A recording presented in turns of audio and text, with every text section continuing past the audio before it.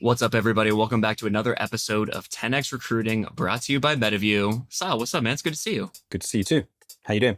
I'm good, man. Today we talked to Charles Guillemet. What'd you think about this conversation? Big one for me was just sort of getting a peer under the hood of what it's like at an Elon company in a recruiting function. I think the thing that struck me in particular really was this combination of having this really high bar in these Elon companies, while also just having very basic but direct lines of questioning on the candidate, and not sort of thinking about sort of jujitsu that you can do to understand why this candidate might be fit, but just asking them the question, like, what makes you exceptional? What have you done that's incredibly impressive, incredibly hardcore? I've sort of come around to that point of view as well, where it's like, hey, you know what? This is not like yes, there are some people out there who, again, you might do this, like this incredible interviewing technique, but actually getting straight to the point can also be a pretty effective way to do things. So that was a big sort of like eye opener for me. I would say to anyone, much as I think obviously the approach is like very hard to sort of talk ill of like Elon's approach to building companies from like a likelihood of success perspective. Obviously he's the most successful man on the planet, arguably. I would say it's actually really good to maybe pair this episode with this sort of very blunt, biggest thing they're trying to avoid is potential false positive, i.e. bring anyone into the company who's not exceptional, is like clearly like what their recruiting process is all about.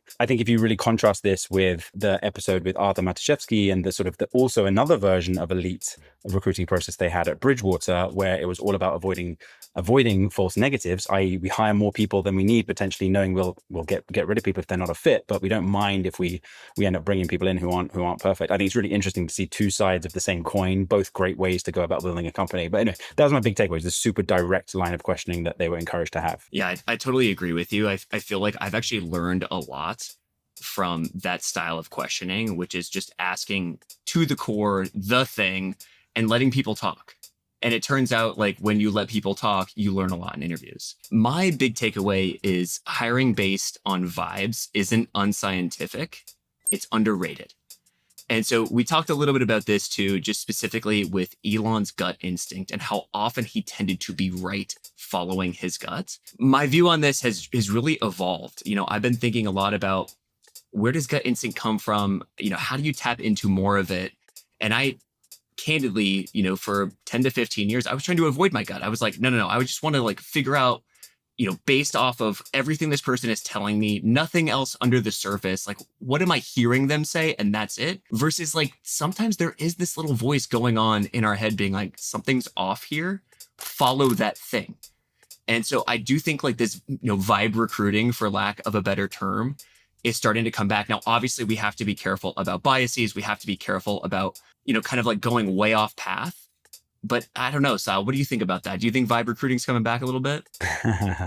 I do. I think there's it's still like a healthy journey maybe we've been on as a society. In that, I think one of the things you actually mentioned in the pod was like, hey, you might not be able to explain it, but there's something there. And I think that's actually the key. I think what a lot of this sort of understanding of unconscious bias was really good for is helping us all learn the words, which, you know, when you know, you can only really understand it yourself when you know the words too. We learned all the words, but only one side of the equation. What we haven't done is really do that same like scientific exploration of, hey, when I have this feeling, like, where is that coming from? And so I think that hiring based on intuition certainly has its place, like a significant place, especially in the startup world, I would say. I do think it is also incumbent on you as an operator to work out, can you articulate that so other people can get it? So your recruiter can get it upstream of you and therefore do a better job at sourcing. So your interviewers can understand. So I totally agree, but I think the work is working out how to articulate it. But in lieu of being able to articulate it, it doesn't mean you should totally ignore it. I think that's the sort of the thing we've maybe started to realize. Super well said. Well, I love this episode. And without further ado, here's the latest episode of 10x Recruiting, brought to you by MetaView with Charles. This is 10x Recruiting, a podcast from MetaView. Let's get after it.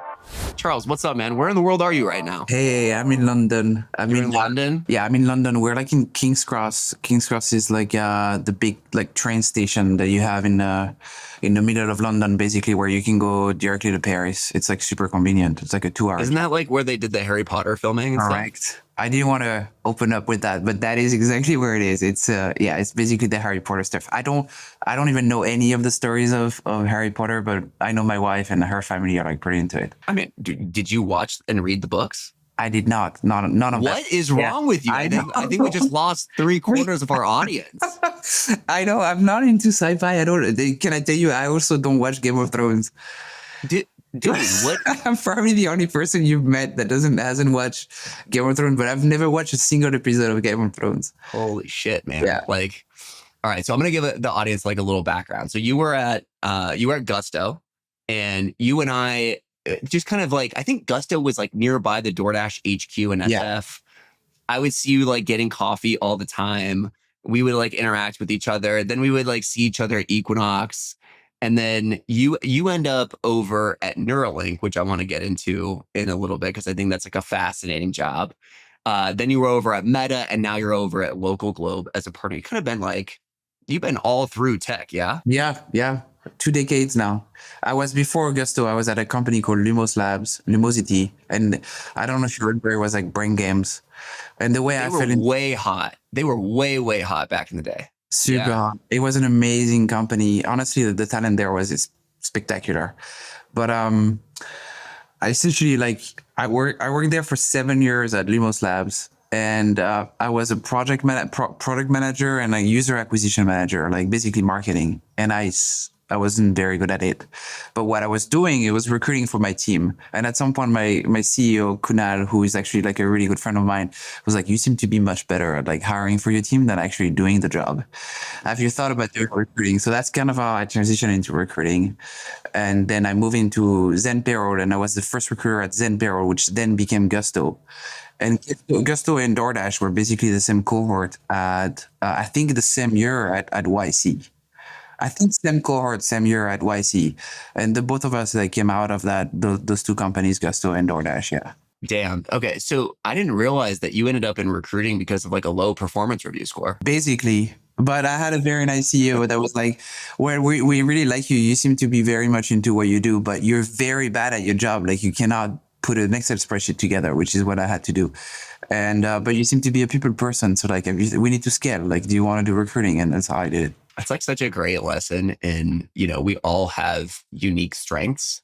And, most companies, if it's just like not working in a role, like they're just moving on, especially in today's world. And if you can actually find that person's unique strength and there is a need in the business, it's a great opportunity to be like, all right, we at least like this guy, right? Like, let's give him a shot over here. And to this day, actually, I think of this CEO as someone that really kind of had an influence in me, because I think it's like very easy, like you said, to write off someone in their skill sets. But if you can identify like a strength and the company is growing, like honestly, you can just do whatever, right? And I feel very, very lucky. Like I think he influenced me. He was like, I see you in recruiting, but like very, very far. And you got to start there, and then you can go up. And he just had like a ton of faith in me. Wow. See, I think about these people all the time who have more foresight than we do about ourselves. And it takes like a seasoned person, right? To kind of who's seen the movie before, Yeah. right? Who's like deeply invested in people and their team to be able to be like, hey, this thing isn't working, but like, I see you over here. And like, then to like place chips behind you and make that bet.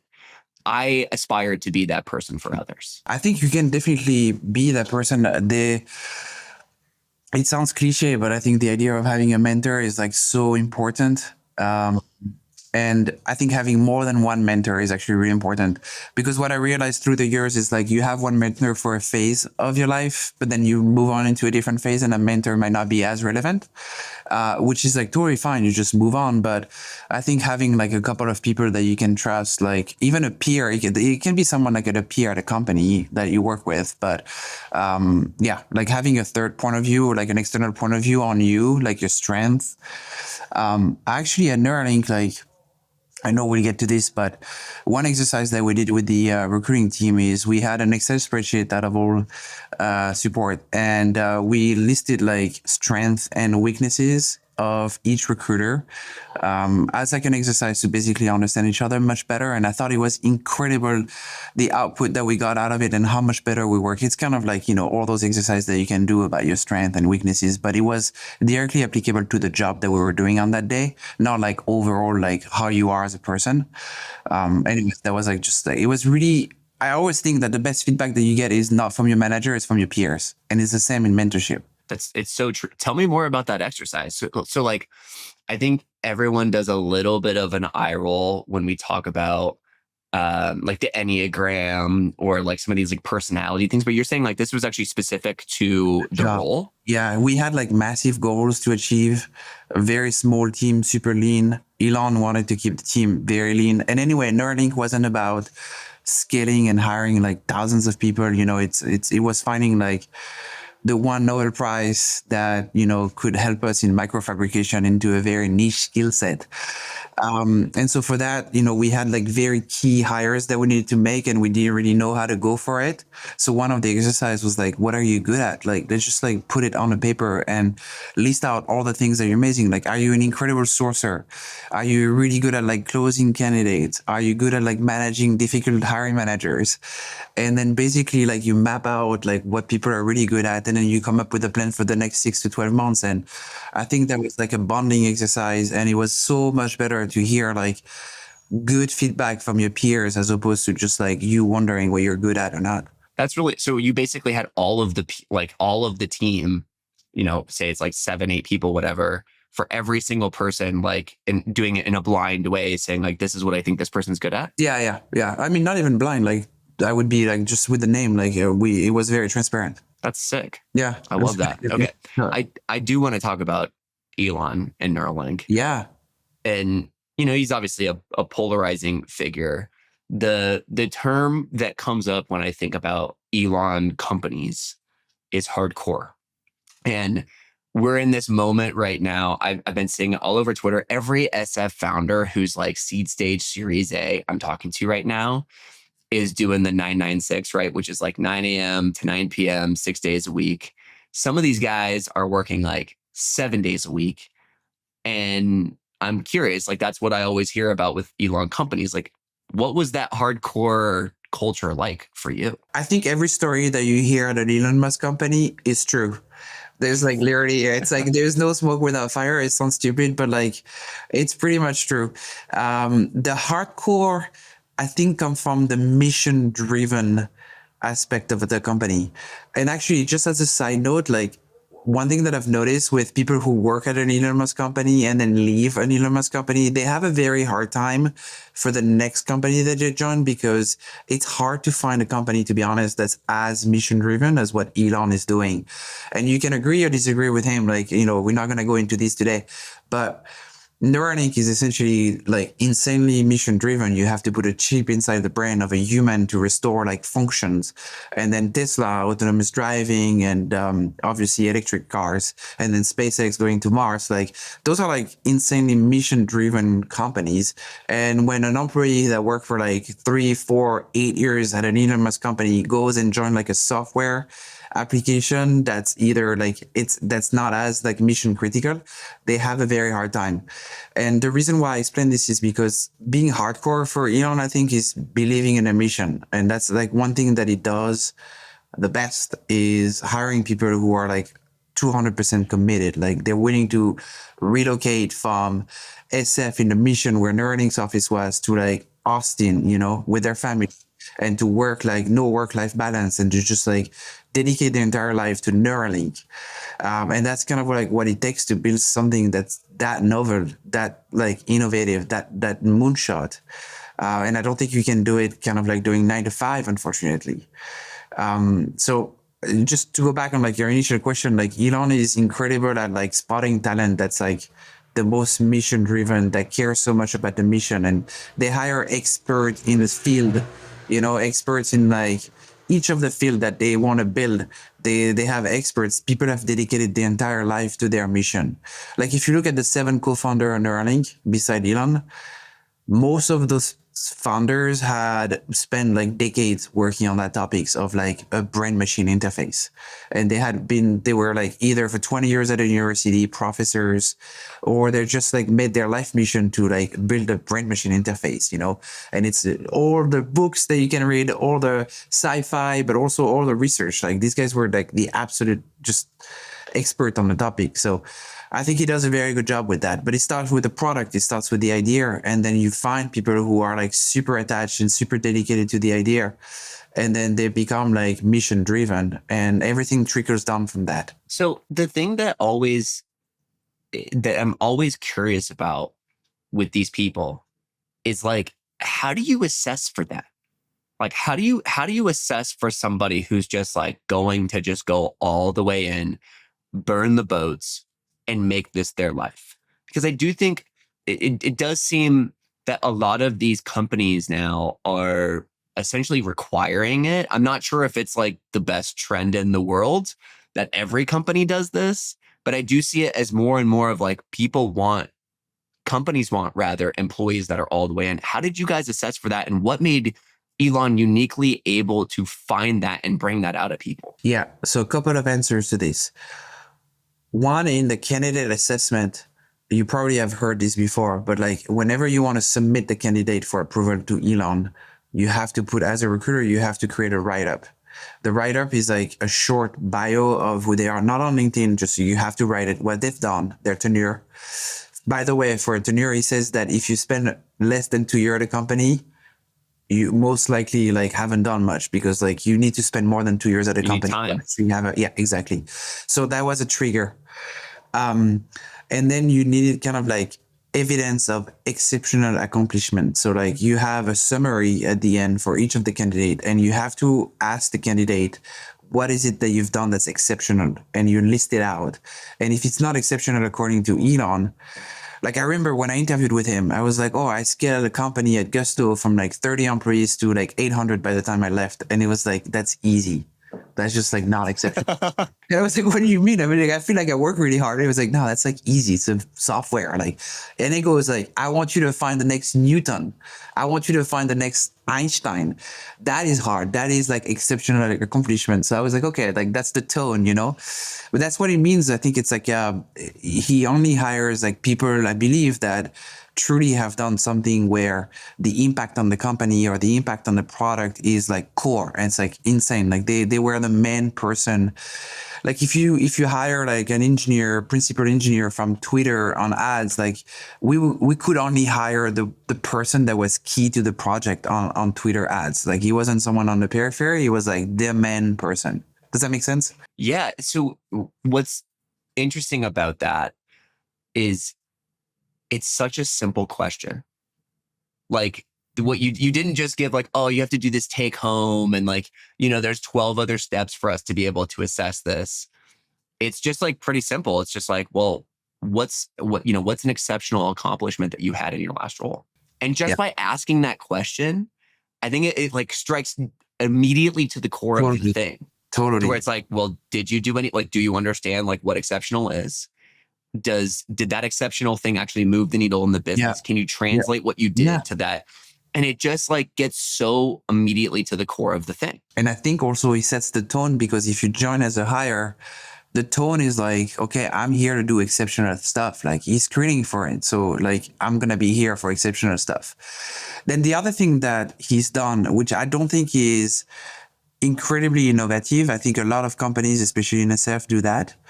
But one day, we got together and he was like, if you think about an exceptional hire at Neuralink, like what words come to mind to describe this person? And so people shouted, like we're 20 or 30, and people shouted like, oh, he's like a doer, or she has no ego, or like she's the most technical person I've ever met. And anyways, he combined like those words into 4 like buckets, 4 themes. And the 4 themes that came through were like trusted autonomy, mission-driven, doer, and no ego, which you hear those very much at other companies. This is not like rocket science, but he definitely screened for each of those attributes. And we had to explain kind of like what were the questions that we asked for those attributes, what were the good examples that we received from the candidates, and why did we approve these candidates to go through. And I think, the questions were exactly kind of like, for example, it was like, tell me a time where you had to stay like on a Friday night instead of going home to work on a project that's not even on your team to help out, things like that. Like he wanted to know if people would go the extra mile and work incredibly hard. And if you didn't hear this on the first phone call, like you basically could not hire this person. Literally, I had a friend who was interviewing with XAI a couple of weeks ago, and I was asking him similar questions.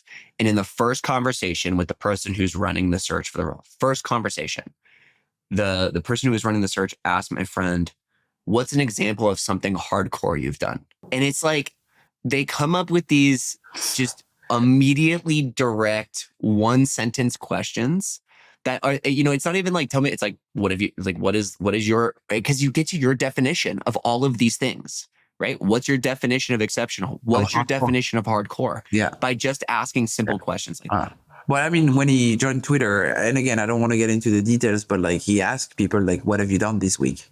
I think it's a very simple question that, you just have to that triggers a lot of people. Yeah. Because, it's, he has this unique gift of like giving these one sentence questions that trigger people because it cuts through fluff. Yeah. Right. Absolutely. And I think that's what ultimately it's what we're trying to do in hiring too, right? We call it signal, right? We're looking for high signal. We're looking for high signal from candidates. You may not like the messenger of these questions, but I think you can learn that like cutting through the fluff is ultimately the highest way to get signal. Very true. And then the last thing I would say, which is like a lot less tangible, a lot less easy, like it's not as easy to pinpoint, but he has insane intuition about people and he's almost never right, never wrong. So like when I was at Neuralink and I submitted candidates, basically your goal as a recruiter is to get 100% approval from Elon. That's kind of like when you know if you're doing well, any candidate that you submit to Elon, if you have 100% approval, you're doing great. And the one times that he said no, he ended up being right. Like, and I thought I was convinced this was like the best hire that we could have made. And then he had just an intuition about this person that they were not the right fit for Neuralink. And it's hard to pinpoint, but like, I think he really listens to his gut feeling and his intuition about people is extremely accurate. I've been thinking about this a lot recently because intuition is something that I think we tried to ignore during the era of like unconscious bias trainings. And I think there is some validity to being aware of your bias. But I think, as is everything in life, like the pendulum is swinging all the time. And, during that era, it was like, no, we don't think about intuition. We're just trying to get everything on paper, right? But that's how humans operate, right? Like we have feelings, we have senses. We can't explain some of these things. And where I have landed on this recently is ultimately like, if you think about like intuitions of when you're making career choices, when you're picking a partner, when you're like hanging out with friends, when you feel something's off, you need to listen to those things. And sometimes it's okay if you can't fully explain them. You do need to check your biases. But I do think that's something that is coming back now in this era is like listening to your intuition, making sure that, culturally we're aligned with people, that our taste is aligned, because taste is another one of these kind of ephemeral things that like, if you're not aligned on taste with somebody who you're working with all the time, you're going to go crazy. Totally agree. I think it's like sometimes as simple as like, what is your gut feeling when you walk into an office? Like that simple thing that you have is like, okay, this is kind of like a place that could feel like home. It feels warm. It feels welcoming. I don't know. I see myself working here for like 10 hours. Like you have to listen to kind of like how you feel about a place that you're going to go work or the person or your manager. I tell this advice all the time to people who are looking for a job. I'm like, there's the rationale, there's the logo, there's the job, there's a company, there is a career trajectory, anything that people tell you that you think is like incredibly rational in deciding to join a company. And then there's like the non-rational piece. This is like, what's your gut feeling telling you? Maybe this is not a company that anyone has ever heard of. Maybe this is not the title that you should be getting, but like, what if actually you have really good feeling about this place, and then you might end up being like in a much better place like 2 years from now. And I think that's something that people don't often like do. Listen to themselves, listen to their gut feeling about a job when they're looking for a job. But that's incredibly important. Like, best, like nobody can tell you where you're going to feel good and where you're going to like actually enjoy working. Like you have to listen to that part. Vibes are important, man. So I want to transition to your role at Meta. So you focused on hiring in EMEA, and we haven't really talked a whole lot on the show about international hiring. So I just want to like, give me the primer on what is the big difference between hiring in the US and hiring in a place like EMEA? I think what I've noticed is that in Europe, you have pockets of talents for different skill sets. So I'm from Phoenix Court, which is essentially the home of LocalGlobe, which is like the largest the most successful seed stage fund in Europe.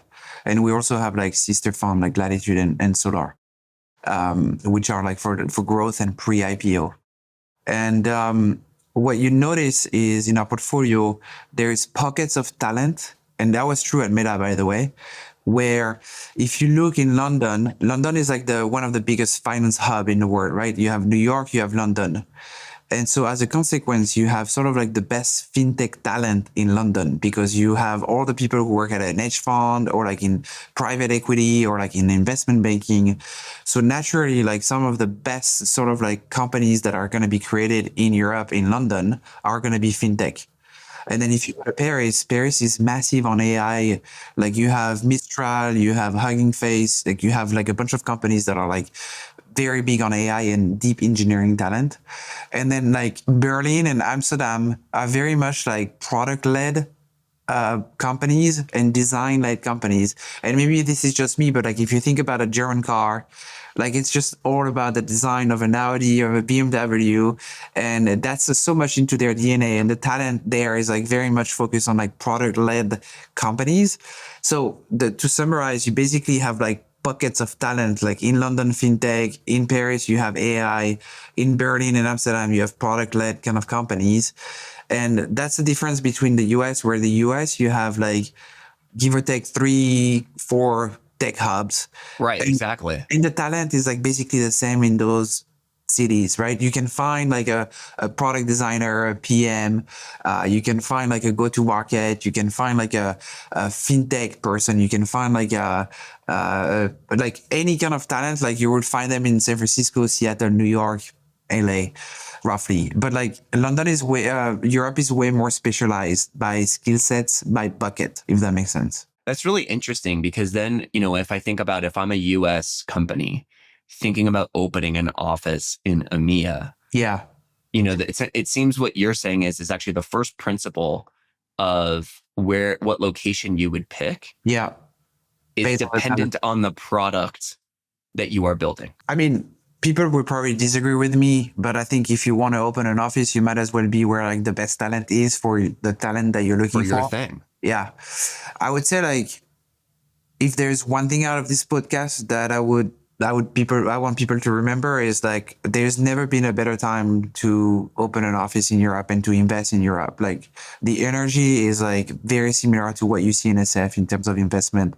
There's founders, operators, there's tons of efforts from the government. Like next week there is like London Tech Week, there's South by Southwest London right now. Yeah, I know it's kind of a funny thing, but like there's actually tons of like events happening. Next week there's Viva Tech in Paris, which is like an insane, like huge conference with like all the best tech in talent in Europe. And I think there's a program like called like Choose France for investments. And so the governments are like 100% behind like all kind of investment into tech. There's Project Europe, which is a huge project led by basically VCs and that want to sponsor and write tickets at seed stage for like young founders. And there is like really, really solid talent. Like DeepMind is here right around the corner in King's Cross. Yeah. And that was obviously acquired by Google, but there's a reason. Like there's very good deep tech talent. There's very good AI talent. There's very good bio talent.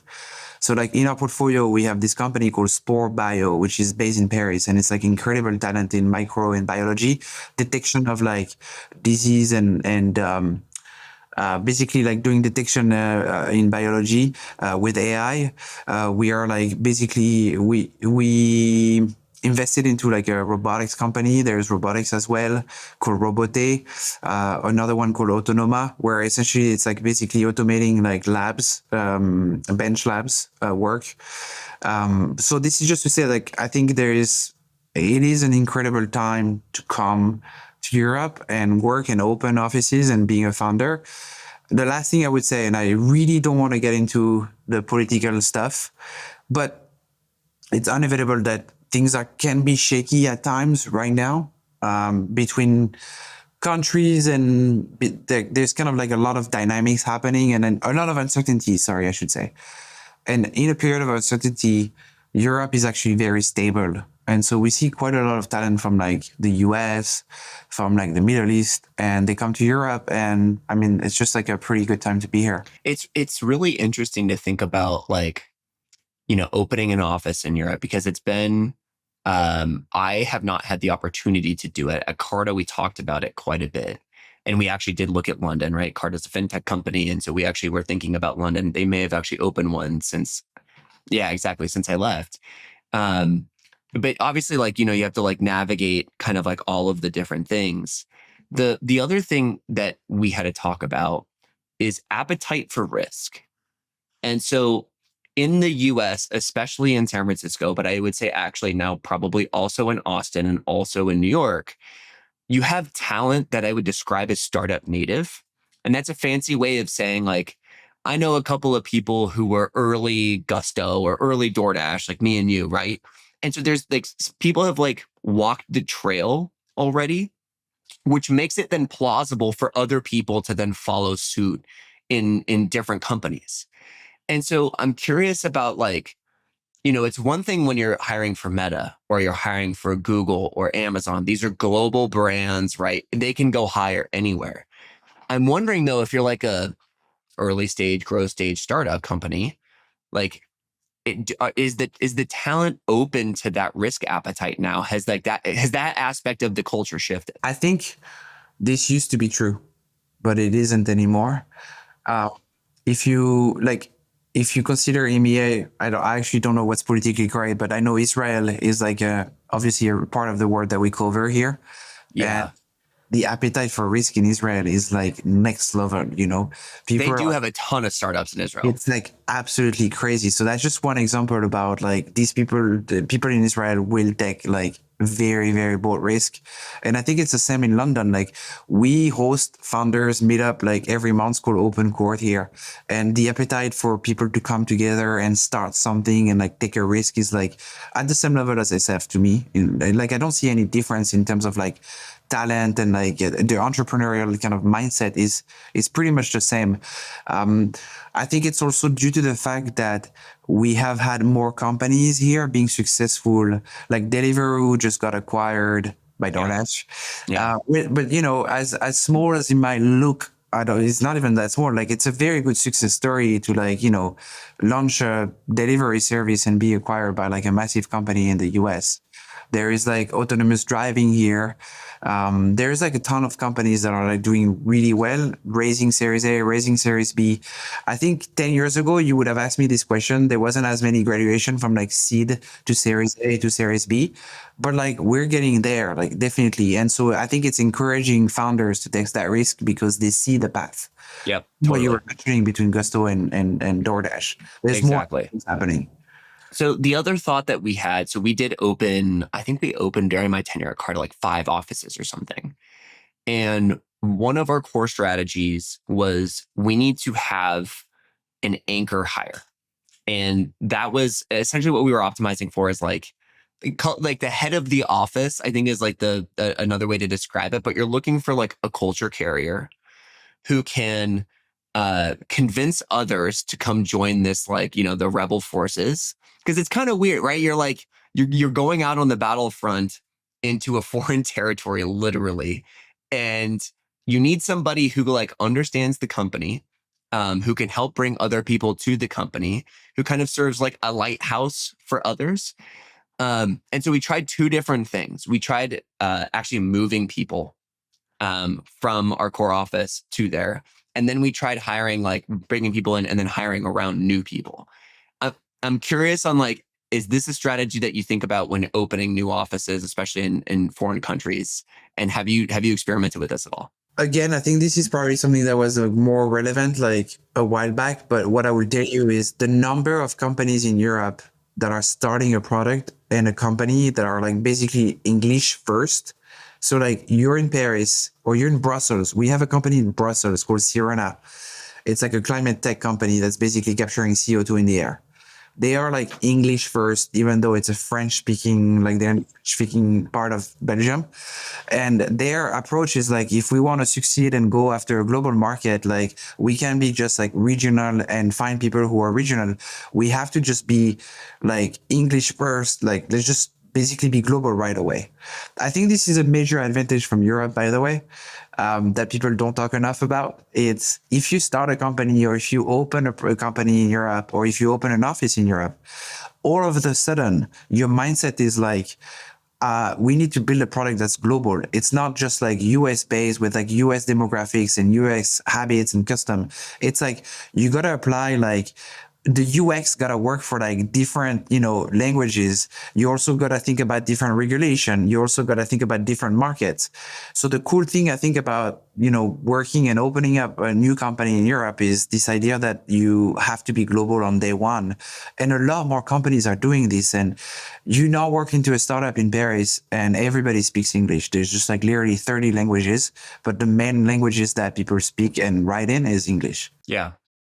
It's also true that salaries are much cheaper in Europe, correct? Yes. Yeah, that's a big advantage. Like my contrarian belief is there's a lot of companies that have like their core product in the US and then they kind of hire only go-to-market in Europe because they want to capture kind of like a GM and then go-to-market positions. Given the talent that there's in Europe, my contrarian belief here would be like, you gotta like find top talent in Europe in engineering that are just as good with product and engineering, and it's at a fraction of the cost. And I would definitely do that if I were to be a founder CEO. I keep hearing that, and literally like one of the portfolio companies for day one who I'm advising for just opened a London office. They hired like 15 people incredibly fast, and their view of the world is, number one, the talent's better than what we have in SF. Number two, it's easier to find them. And number three, the salary demands are not what they are in San Francisco, especially because with all of these LLMs now that are paying professional athlete salaries, like it's much more reasonable to acquire these people, and they're more loyal, especially if you give them, top of market salaries, which is still a significant discount to what the US is saying. Yeah. I mean, in London, like we're based in London, LocalGlobe is like the biggest seed stage fund in Europe, and we back funders, and very often funders want to either, after they do a fundraising here, they want to go to YC or they want to enter like a big program in SF. They end up coming back because it's just like for the money that they raise, they can go much further here in Europe, and they can find talent easier. And when they are in SF, sometimes it's much harder to find like a very strong engineer at a cost that you can afford as a seed stage founder. So Europe has like a big advantage on that. Yeah, it does seem that way. Well, Charles, this has been awesome, man. Where can people find you?